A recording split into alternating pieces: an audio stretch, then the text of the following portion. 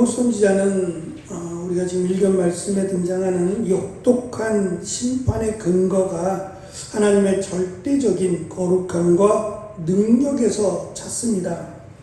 아모스서는 3번에 걸친 찬양시가 등장합니다. 4장과 5장과 우리가 읽은 9장 5절로 10절이 바로 그 찬양시입니다. 보통 찬양시라고 할 때는 하나님의 창조의 능력이나 또는 하나님의 다스림에 대한 찬양이 일반적입니다. 시편에도 그렇듯이 하나님을 찬양한다라고 말할 때는 하나님의 놀라우신 능력 가운데 특별히 우리에게 행하신 하나님의 창조하심과 섭리하심, 다스리심을 주로 내용으로 하고 있습니다. 그런데 아모스서에서의 하나님을 찬양하는 이 찬양시는 하나님의 창조적인 능력을 찬양하기보다는 파괴적인 능력을 찬양합니다. 좀 납득이 잘 안 될 수 있는데 하나님의 파괴적이고 하나님의 심판에 대해서 찬양을 한다라는 것이 이색적이기도 하지만 동전의 양면과 같이 하나님의 전능하심이란 창조하심과 파괴하심이 함께 있다는 겁니다. 마치 구원과 심판이 다 하나님으로부터 그래서 하나님은 우리를 복주시는 분이라고 생각했던 이스라엘 백성들, 특별히 선민의식을 가지고 우리는 하나님의 백성이니까 괜찮아 라고 생각하는 것에 대해서 오늘 하나님께서 그렇지 않다라고 하는 것을 단호하게 말씀하십니다. 1절에 기록된 하나님의 심판하심 또는 파괴하심에 대해서 구체적으로 언급을 합니다. 당시 사람들이 상상할 수 있는 최악의 재앙들을 통해서 하나님의 심판을 경고하고 하나님의 능력이 창조하심 뿐만 아니라 파괴하시는 능력 또한 하나님의 섭리라는 것을 깨닫게 합니다. 1절에 우리 성경은 땅이 흔들릴 것이다 라고 번역이 되어 있는데 땅이 녹을 것이다 합니다. 이 땅이 녹을 것이다 라고 하는 것은 화산 폭발을 의미합니다. 이스라엘 땅에 우리가 아는 가나안 땅에 화산이 폭발할 만한 땅이 많지 않습니다. 높은 산도 없고 화산으로 만들어진 산도 없습니다. 그런데 지금 이 말씀은 하나님이 또한 우리가 생각할 때 과학적으로 따져보면 전혀 화산이 폭발할 만한 그런 산이나 또 그런 환경이 주어지지 않아도 하나님께서 그렇게 하시겠다라는 것을 말씀합니다. 이어지는 말씀, 땅이 솟아오르고 가라앉는다는 것은 대규모의 지진을 의미합니다. 이 또한 하나님이 만드신 이 땅의 기초를 흔드시겠다라는 말씀입니다. 바닷물이 불러 올려 땅 위에 쏟으신다라는 것은 홍수나 쓰나미를 의미합니다. 이 모든 것들이 우리가 생각할 때는 그와 합당한 환경이 주어져야 됩니다. 그냥 막연하게 지진이 일어나거나 쓰나미나 또는 화산 폭발이 일어나지 않습니다. 그래서 우리는 내륙하고 붙어 있는 나라다 보니까 백두산이나 이런 한라산과 같은 경우는 화산의 조짐도 있고 화산이 폭발했던 산이기도 합니다. 그러나 그 산들을 제외한 다른 산들은 화산의 조짐이 없어요. 전혀 화산과 상관없는 이런 것들을 우리가 늘 주시하고 또 살핍니다. 말씀드린 이스라엘 땅에는 이스라엘은 내륙으로 되어 있고 이 쓰나미가 온다라는 것은 지중해, 멀리 떨어진 지중해나 가까운 곳인 갈릴리 이 호수라고 말할 수 있는 이 갈릴리 호수지요.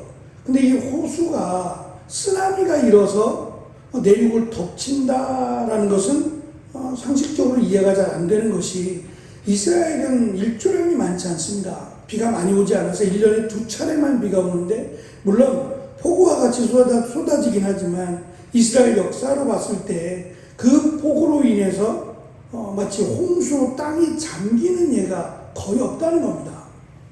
그래서 오히려 이스라엘 백성들은 안이하게 이 홍수로 인해서 또는 지진으로 인해서 하나님의 심판을 받는다라고 예상치 못했을 겁니다. 그 예상치 못했기 때문에 하나님께서 행하신다라는 것을 지금 강조하고 있습니다. 예상치 못한 그리고 전혀 피할 수 없는 상상할 수 없는 재앙들을 하나님께서 하늘과 땅을 통해서 바다를 통해서 쏟아붓듯이 심판하신다라는 것을 강조하고 있습니다. 말씀드린 본래의 목적, 찬양시의 본래의 목적은 찬양하는 겁니다. 하나님의 창조하심의 능력을 찬양하고 하나님의 섭리하심에 대해서 기뻐하고 감사하고 찬양하는 겁니다. 그런데 이례적으로 하나님의 파괴하심 또는 하나님의 심판을 찬양하는 것은 그것이 기뻐서 좋아서라기보다는 하나님의 섭리이기 때문에 그래요.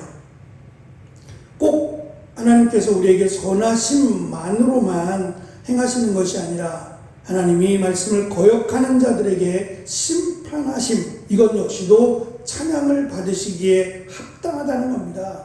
하나님이 행하시는 것이기에, 하나님이 섭리하시는 것이기에 찬양받으시기에 합당하다라는 것이 아모스 선지자를 통한 하나님의 계획입니다.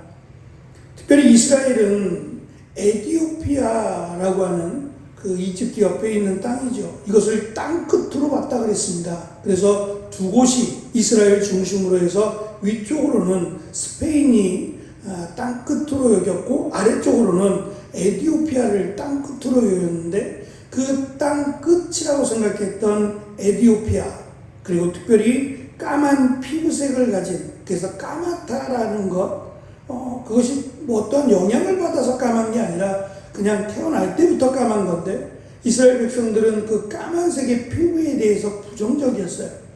마치 죄로 인해서 하나님의 심판을 받아 그렇게 된 것처럼. 사실 백인들의 입장에서 보면 우리도 그런데 유독 까맣게 까만 피부를 가진 그들에 대해서 부정적이고 죄인이라 여겨왔어요. 그 영향으로 인해서 하나님께서 너희도 에디오피아와 다를 것이 없다. 에디오피아가 먼 곳에 땅 끝에 있다고 해서 피부가 까맣다고 해서 그들을 부정하게 여긴다면 하나님은 그들과 너희들을 똑같이 여기신다라는 것을 강조합니다. 그래서 하나님의 공의라고 하는 것은 겉으로 드러난, 겉으로 표현된, 뭐 그것도 무시할 수 없지만 더 중요한 것은 내면이다, 속사람이다라는 것을 강조하므로 그들이 비록 거룩한 척 옷을 입거나 거룩한 척 말을 하거나 그럴지라도 지금 그들의 속이, 그들의 내면이 하나님이 보시기에 심판하실 만한 죄악들로 가득하다라는 것을 강조하시므로 너희들도 예외가 없다. 너희들이 아무리 아브라함의 자손이라고 부르짖는다고 자신들의 이름이 야곱이라고 아무리 이야기를 하고 주장을 해도 하나님은 그것으로 너희들을 구원하지 않으신다라는 것을 분명하게 하십니다. 그리고 이것을 예를 들어서 비유로 설명하시는데 채질이라고 채를 만들어서 그 채를 이렇게 흔들어서 그 채로 말미암아 하나님께서 어떻게 구별하여 거르실지에 대해서 말씀합니다. 당시 이 채는 얇은 가죽끈을 엮어서 만들었다고 합니다. 가로 세로로 얇은 가죽끈들을 엮어서, 지금 우리가 보면은 쇠로 만든 채를 생각하시면 돼요. 그것은 아주 고급화된 것이고 그 쇠로 만든 기술이 없다 보니까 얇은 가죽으로, 실처럼 만든 그런 가죽으로 채를 만들어서 거기다가 수확한 곡식을 올려놓고 채를 흔듭니다. 흔들면 작은 곡식들은 아래로 떨어지고 돌멩이와 같이 굵은 것들, 큰 것들은 그 자리에 남죠. 그래서 그것들은 따로 모아서 버리고 밑으로 떨어진 작은 곡식들을 따로 거두는 이런 과정들을 이스라엘 백성들은 잘 알고 있습니다. 마치 이것을 통해서 하나님께서 긍정적으로 보면 악인을 흩으시고 의로운 자들만 보존하실 것이다 라는 것이 되고, 부정적으로 보면 하나님이 이방 나라를 채로 사용해서 이방 나라라고 하는 채를 통해서 이스라엘을 심판하고 죄인들을 흩으실 것, 심판하신다라는 것을 강조하고 있습니다. 채로 거른다라는 것은 누구도 예외함이 없다는 겁니다. 모든 곡식들이 그 채에 놓여지게 되고 채를 흔들어서 결국 모든 곡식들 가운데 부정한 것들을 제거하시겠다라고 하는 것을 강조합니다. 결론적으로 하나님의 백성이라고 해서 무조건 복을 누리는 것이 아니다라는 것을 분명하게 하십니다. 하나님의 백성, 굉장히 큰 은혜지요. 선택을 받았다는 것은 분명한 은혜요 축복입니다. 문제는 그 선택받았다라는 것이 꼭 구원으로 연결이 안 된다는 겁니다. 사실 이 부분은 매우 어려운 부분이에요. 이것이 성령을 우리에게 성령이 임했다라는 것과 연결이 되면은 복잡해집니다. 그래서 히브리서에서는 그가 성령을 받았다, 그에게 성령이 임했다라고 스스로 자랑함에도 불구하고 그가 구원을 받지 못한다면 그가 말한 것처럼 그에게 성령이 임한 것이 아니다라고 하는 결론을 내립니다. 말은 스스로 나에게 성령이 임했고 내가 예수 그리스도를 믿는다라고 말하지만 실제적 삶은 믿는 것이 아닌, 그래서 성령이 임한 것이 아닌, 스스로는 임했다고 말하지만 성령이 임한 것이 아님을 오히려 성경이 강조하는 것처럼 우리가 구원에 이를 수 있도록, 그래서 구원에 이르기를 수고하고 노력하라는 말씀 역시 우리가 할 수 있는 일은 내가 구원받았다 교만하지 말고 구원받았음에 합당한 삶을 살기 위해서 노력하고 또 구원에서 멀어지지 않도록 하나님의 은혜를 구하며 그 말씀대로 힘써 사는 것이 우리가 해야 될 귀한 은혜라고 생각합니다. 마찬가지로 아모스를 통한 하나님의 선언은 하나님의 메시지, 하나님의 말씀이 축복이 되기도 하고 또한 심판이 되기도 한다라고 하는 칼날의 양면성을 우리에게 강조하고 있습니다. 구원에 합당한, 구원받은 자로서의 마땅한 삶을 살기 위해 힘쓰고 수고하는 귀한 오늘의 삶이 되어지기를 축원합니다. 기도하겠습니다.